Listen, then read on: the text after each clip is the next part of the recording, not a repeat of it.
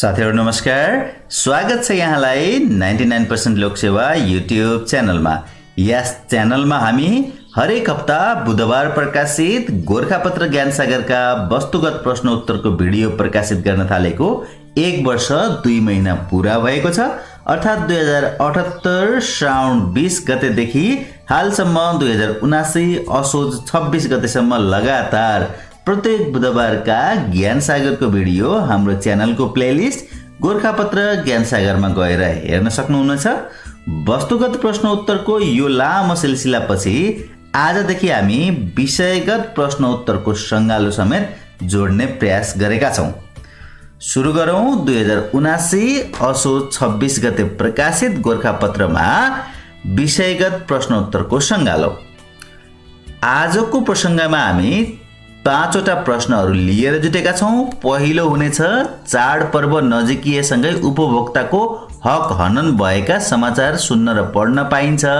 यस सन्दर्भमा उपभोक्ता हक हितको संरक्षण गर्न विक्रेता तथा सेवा प्रदायकको दायित्व के कस्तो रहने। दोस्रो प्रश्न संसद र संसदीय समितिको विशेष अधिकार, खास गरी संघीय संसदका विशेष अधिकार के हुन् त्यसको बारेमा हेर्नेछौं। त्यसैगरी तेस्रो प्रश्न समायोजन भएका कर्मचारीको सेवा सुविधा र सुरक्षा तथा वृत्ति विकासका अवसरका सम्बन्धमा गरिएका व्यवस्थाहरू प्रसंग उल्लेख गर्नेछौं।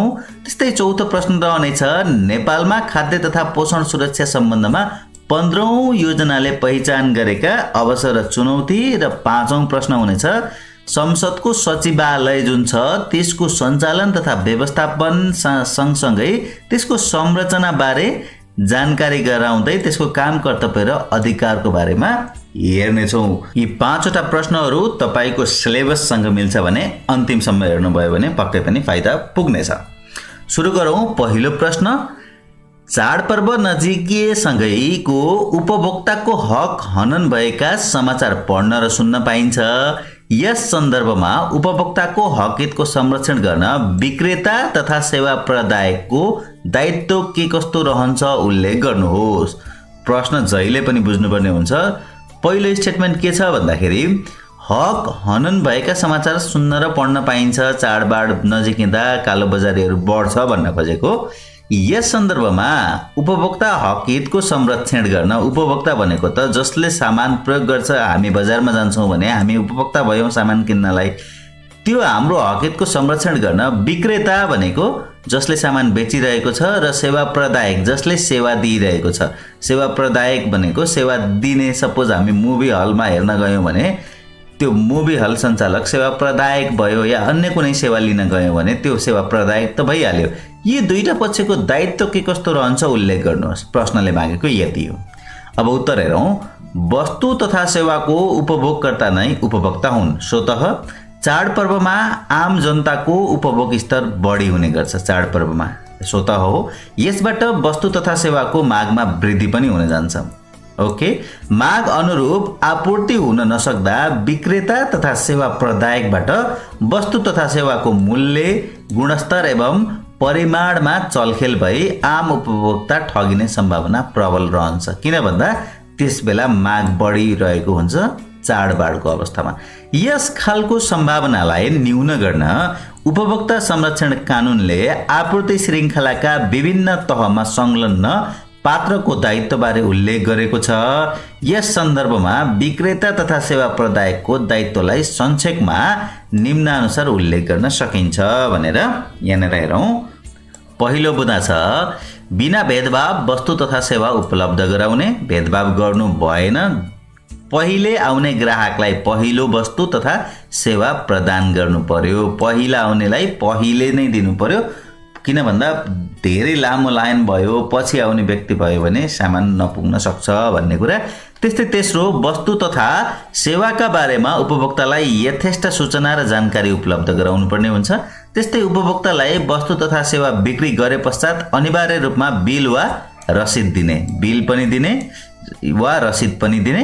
वस्तु तथा सेवाको गुणस्तरमा ह्रास आउन नदिन सोको प्रकृति अनुसारको व्यवस्था गर्ने।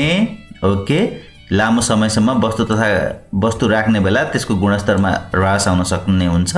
त्यसलाई पनि ध्यान दिनु पर्यो। स्पष्ट देखिने गरी वस्तु तथा सेवाको मूल्य सूची राख्ने बोर्ड राख्नुपर्ने हुन्छ।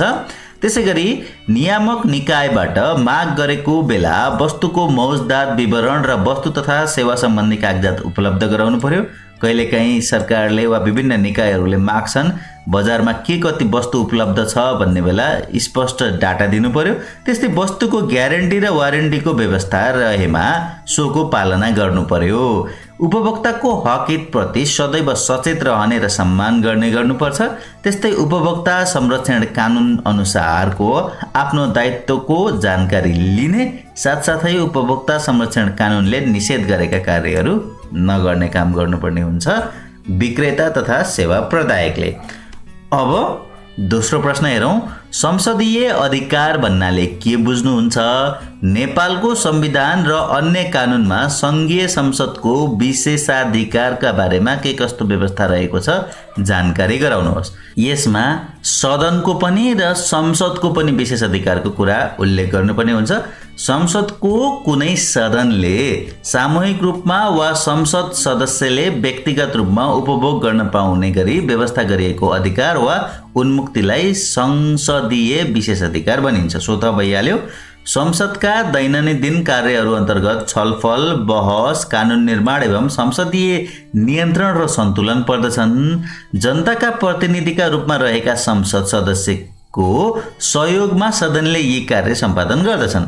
सदन र संसद सदस्यले बिना कुनै डर, दबाव, प्रभाव र हस्तक्षेप स्वतन्त्र ढङ्गले कार्य सम्पादन गर्ने वातावरण बनाउनका लागि संसद र संसद सदस्यलाई संविधान र अन्य कानुनबाट केही अधिकार एवं उन्मुक्ति प्रदान गरिन्छ। भनेको सदनलाई पनि केही अधिकार हुन्छ र संसदलाई पनि व्यक्तिगत रूपमा केही अधिकार हुन्छ। के को लागि भन्दा उनीहरू बिना कुनै डर, दबाव र प्रभाव र कसैको हस्तक्षेप बिना स्वतन्त्र ढङ्गले कार्यान्वयन गर्न सकुन्, काम गर्न सकुन् भनेर सामान्यतया वेस्टमिनिस्टर प्रणालीबाट प्रभावित मुलुकको संविधानमा यस सम्बन्धी व्यवस्था उल्लेख भएको पाइन्छ। नेपालको संविधान र संघीय संसद नियमावलीहरूमा संघीय संसदको विशेषाधिकार सम्बन्धी व्यवस्था रहेको छ। यसलाई निम्नानुसार उल्लेख गर्न सकिन्छ। पहिला, सदनलाई प्राप्त विशेषाधिकार कमा अघि हामीले कुरा गरेका थियौं। सदनलाई प्राप्त विशेषाधिकार एउटा हुन्छ भने संसद व्यक्तिलाई प्रदान गरिने विशेषाधिकार एउटा हुन्छ। सदनलाई आफ्नो काम कारबाही सञ्चालन गर्ने र निर्णय गर्ने पूर्ण अधिकार हुन्छ। सदनको काम कारबाहीहरू विधिसम्मत छन् वा छैनन् भन्ने प्रश्नमा निर्णय लिने पूर्ण अधिकार सदन स्वयंको हुन्छ। किन भन्दा तेस्रो बुँदाले स्पष्ट पार्छ यसलाई काम कारबाहीको नियमितताको सम्बन्धमा अदालतमा प्रश्न उठाउन नसक्ने व्यवस्था रहेको छ सदनले गरेका काम कारबाहीको प्रकृतिमा भनौं। त्यस्तै सदनको काम कारबाही उपर त्यसको असल नियतमाथि शंका उठाई कुनै टीका टिप्पणी पनि गर्न पाइँदैन। त्यस्तै सदनले दिएको अधिकार अन्तर्गत कुनै लिखित प्रतिवेदन, मतदान वा कारबाही प्रकाशित गरेको विषयलाई लिएर कुनै व्यक्ति उपर सदनमा कारबाही समेत हुँदैन। त्यस्तै विशेषाधिकार हननलाई संघीय संसदको अवहेलना मानिन्छ, विशेष अधिकारको हननलाई। त्यस्तै अर्को बुँदा विशेषाधिकार हनन भए नभएको निर्णय गर्ने अधिकार सम्बन्धित सदनलाई मात्रै हुन्छ। विशेषाधिकार हनन भयो भएन भन्ने निर्णय दिन पनि अरूले पाउँदैन, त्यही सदनले मात्र निर्णय गर्न सक्छ। त्यस्तै सदनको अवहेलनामा नसिहत दिने, 3 महिनासम्म कैद गर्ने, 10,000 रुपैयाँसम्म जरिवाना गर्ने तथा क्षमा प्रदान गर्ने, तोकेको सजाय माफी वा कम गर्ने अधिकार पनि सम्बन्धित सदनलाई मात्रै हुन्छ, अरूलाई यो अधिकार हुँदैन भन्ने यो सदनलाई प्राप्त अधिकार हो भने संसद सदस्यलाई प्राप्त अधिकार के हुन् त भन्दा पहिलो हेरौं। संघीय सदनको दुवै सदनमा सदस्य तथा सदनको बैठकमा भाग लिन पाउने सबैलाई पूर्ण वाक स्वतन्त्रता हुन्छ, बोल्न पूर्ण स्वतन्त्र हुन्छन्। सदनमा व्यक्त गरेको कुरा वा दिएको मतलाई लिएर कसैलाई पनि पक्राउ गर्न, थुनामा राख्न वा अदालतमा कारबाही चलाउन मिल्दैन।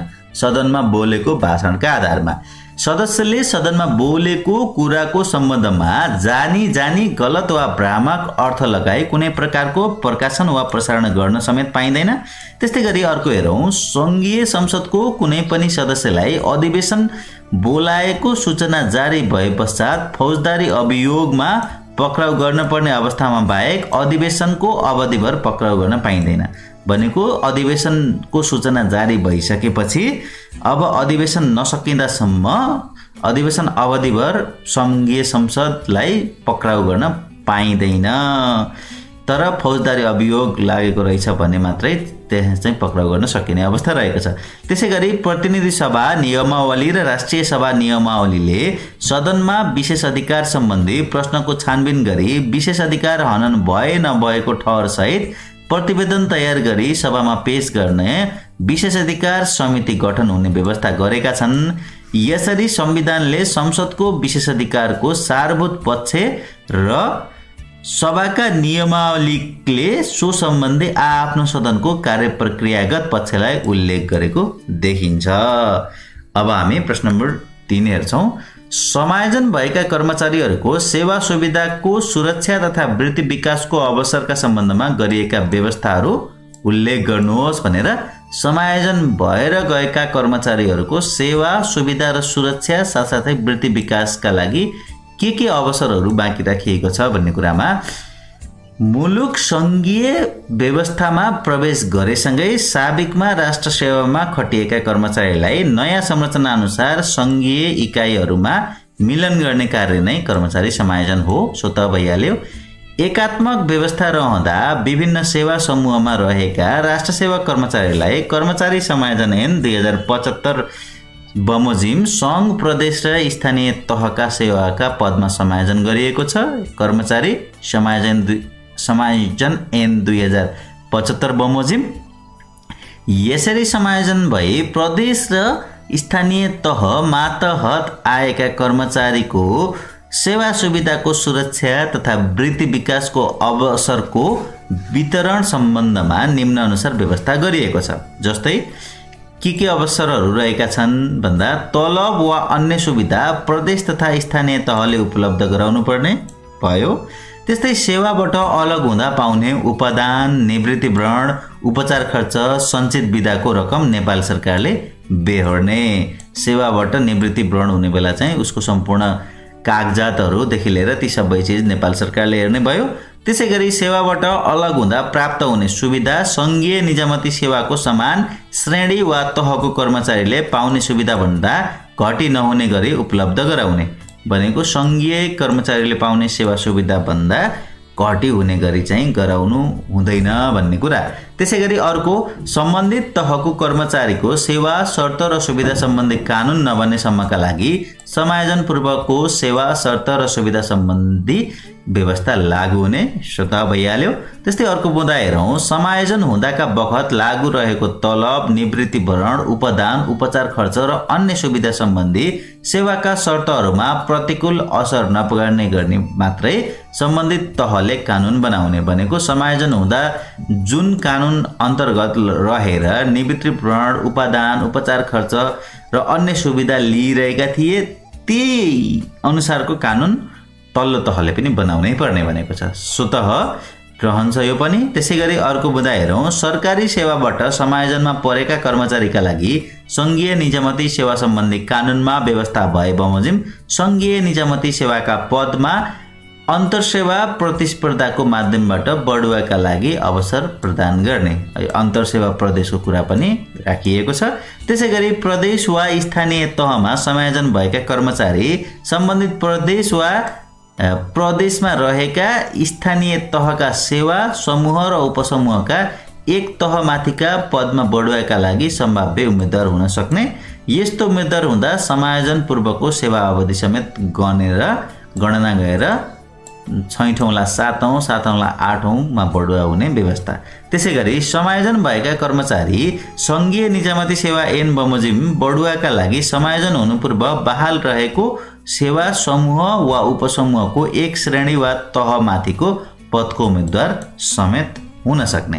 त्यसै नेपाल सरकारलाई प्राप्त हुने वैदेशिक छात्रवृत्ति अन्तर्गतका अध्ययन, तालिम, सेमिनार, गोष्ठी जस्ता अवसरमा आवश्यकता र औचित्यताका आधारमा प्रदेश तथा स्थानीय सेवामा समायोजन भएका कर्मचारीहरूलाई समेत ती उपलब्ध गराउने भन्ने व्यवस्था रहेको छ।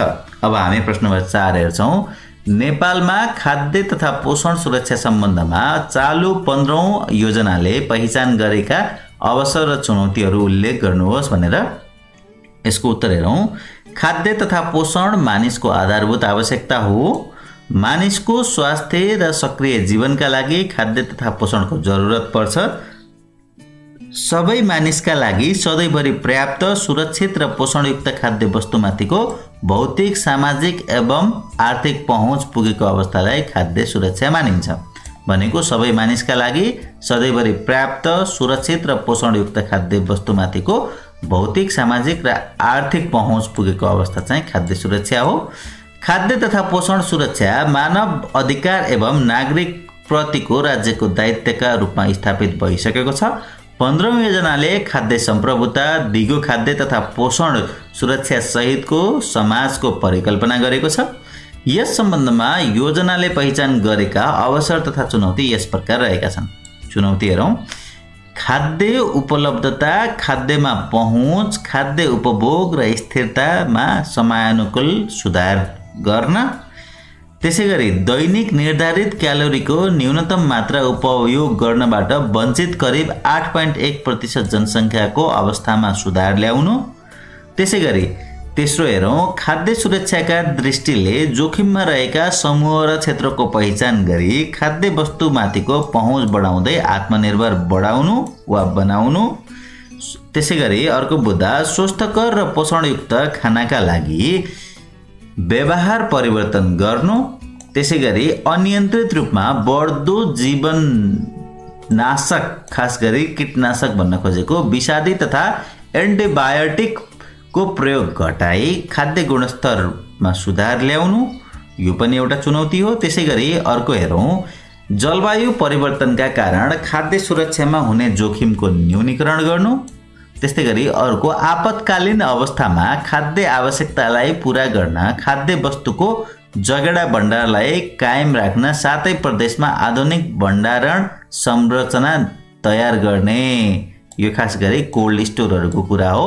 त्यसैगरी अर्को बुँदा हेरौँ। उन्नत बिउ, मल तथा सुहाउँदो कृषि यन्त्र, सरकारी अनुदान, बिमा, वित्तीय उत्प्रेरणा लगायतका सरकारी सेवा सुविधामा साना किसान, अति विपन्न तथा जोखिममा रहेका जनताको पहुँच सुनिश्चित गर्नु। यी चुनौती छन् भने केही अवसरहरू पनि उल्लेख गरिएको छ। ती अवसरमा संविधानले खाद्य सम्प्रभुतालाई मौलिक हकका रूपमा स्थापित गरेको छ पहिलो अवसर। त्यस्तै खाद्य सुरक्षा तथा खाद्य सम्प्रभुताको अधिकारलाई कार्यान्वयन गर्न कानुन निर्माण भएका छन्। त्यस्तै अर्को दिगो विकास लक्ष्यले भोकमरी अन्त्य गर्ने लक्ष्य लिएको छ, त्यो पनि अवसर हो। त्यस्तै कृषि विकास रणनीतिमा खाद्य तथा पोषण सुरक्षा कार्यक्रमलाई महत्त्व दिएको छ। त्यसै बहुक्षेत्रीय पोषण योजनाको यो दोस्रो चरण लागू भइसकेको छ।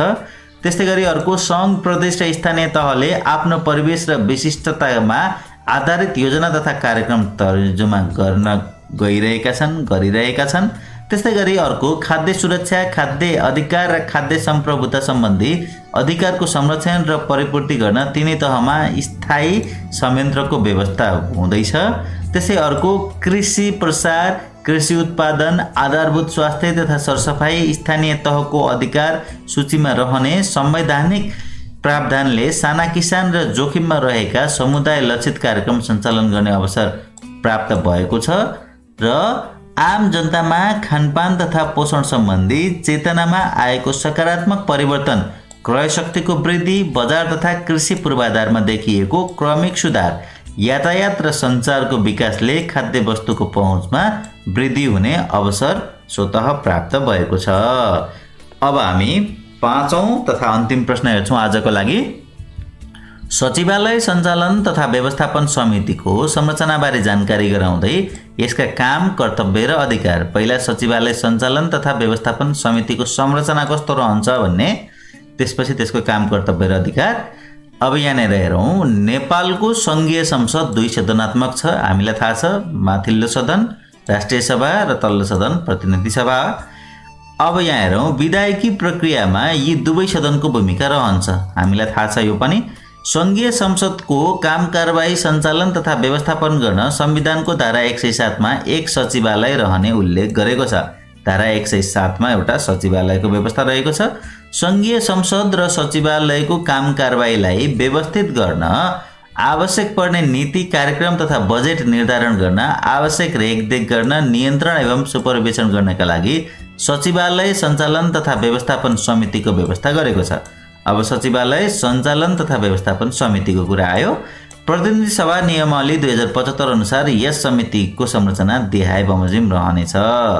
अब सचिवालय सञ्चालन तथा व्यवस्थापन समितिमा को हुन्छन् भन्दा सभामुख चाहिँ सभापति हुने, त्यस्तै राष्ट्रिय सभाको अध्यक्ष सदस्य रहने, उपसभामुख पनि सदस्य रहने, राष्ट्रिय सभाको उपाध्यक्ष पनि सदस्य रहने, त्यस्तै महासचिव सदस्य रहने, प्रतिनिधि सभाको सचिव सदस्य रहने, राष्ट्रिय सभाको सचिव सदस्य रहने, अनि सचिवालय सचिव चाहिँ संसदीय अध्ययन तथा अनुसन्धान तर्फको उनी पनि सदस्य रहने हो भने सचिवालय सचिव प्रशासन तर्फको सचिवालय सचिव चाहिँ सदस्य सचिव रहने समिति रहन्छ। अब समितिको काम कर्तव्य र अधिकार देहाय बमोजिम रहेको छ भनेर सचिवालयको सञ्चालन तथा व्यवस्थापन सम्बन्धी काम गर्ने यो समितिको। त्यसैगरी दोस्रो हेरौँ, सङ्घीय संसद तथा सचिवालयको वार्षिक कार्यक्रम तथा बजेट निर्धारण एवं खर्च सम्बन्धीको मापदण्ड निर्धारण गर्ने। त्यसैगरी प्रतिनिधि सभा, राष्ट्रिय सभा, संसदीय समिति र संयुक्त समिति बीच समन्वय, सहकार र सामञ्जस्यता कायम गर्ने गराउने। ओके। त्यस्तै गरी सङ्घीय संसदको कार्य प्रभावकारिताका लागि अध्ययन अनुसन्धान गर्ने र गराउने। त्यस्तै प्रदेश सभासँग आवश्यक समन्वय र सहकार्य गर्ने। त्यस्तै अर्को, सचिवालयमा रहने कर्मचारीको दरबन्दी र कार्य विवरण निर्धारण गर्ने। त्यसैगरी अर्को, सचिवालयका कर्मचारीको वृत्ति विकास एवं सुविधा निर्धारण सम्बन्धी कार्य गर्ने। त्यसै अर्को बुँदा हेरौँ, सङ्घीय संसद र सचिवालयको भौतिक निर्माण र सुधार सम्बन्धी अल्पकालीन तथा दीर्घकालीन नीति तय गर्ने र गराउने। अर्को बुँदा हेरौँ, पदाधिकारी, सदस्य र कर्मचारीको क्षमता विकास सम्बन्धी काम गर्ने। त्यसैगरी नेपाल सरकारसँग समन्वय गरी सङ्घीय संसद, समिति र संयुक्त समितिको वार्षिक कार्यतालिका तयार गर्ने। त्यस्तै गरी बाह्य मुलुकका व्यवस्थापिका, अन्तर्व्यवस्थापिका सङ्घ लगायत अन्य अन्तर्राष्ट्रिय मञ्च, सङ्घ संस्थासँग सम्पर्क, समन्वय, सहयोग र संसदीय प्रतिनिधिमण्डलको आदान प्रदान गर्ने। यसरी समितिले आन्तरिक तथा बाह्य समन्वय, अध्ययन अनुसन्धान, स्रोत साधनको परिचालन र व्यवस्थापन गरी सङ्घीय संसद र सचिवालयको प्रभावकारिता अभिवृद्धि गर्न योगदान गर्दछ भनेर आजका 5वटै प्रश्नहरू यहीँ सकियो। प्रस्तुतकर्ता अर्जुन शर्मा भनेर यो लोकसेवाको खास गरी गोरखापत्रसँग रिलेटेड, लोकसेवासँग रिलेटेड गोरखापत्रमा प्रकाशित प्रश्नहरूको यो सङ्कलन चाहिँ गोरखापत्रमा अर्जुन शर्माले गर्नुभएको रहेछ। यतिन्जेल हेरेर र सुनेर साथ दिनुभयो यहाँहरू सम्पूर्णलाई धेरै धेरै धन्यवाद। यहाँको आगामी पल अध्ययनमै बितोस्।